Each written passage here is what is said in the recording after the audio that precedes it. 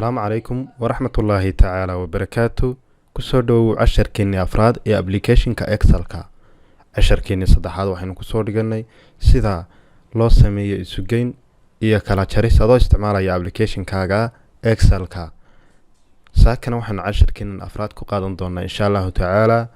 سيدا حساب للسوق قيبيو أما تروين للسوق قيبيو سيدا كلا للسوق دفتو هذا استعمال إيه أبليكيشن كاجا إكسل كا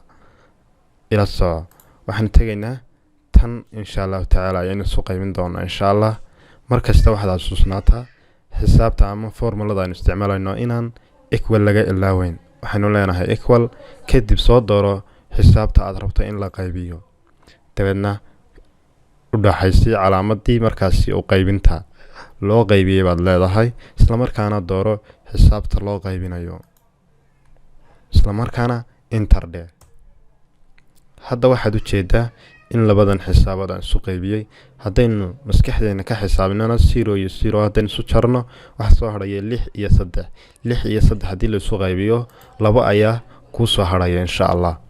waxaanu samayn doonaa oo kale inaynu labadan xisaabood isku dhufano 3 iyo 4 marka la isku dhufto ama 3 iyo 4 marka la isku dhufto waxay keenaan sideedaba 12 hadaba qaacidooyinkeena yar aynu isticmaalayno waxaan leenahay equal waxaan leenahay xisaabta lagu dhufanayo soo qaado tan oo lagu dhuftay ama 3 oo lagu dhuftay oo qaybin baan ka dhigay sorry oo lagu dhuftay 4 baan leeyahay kadib enter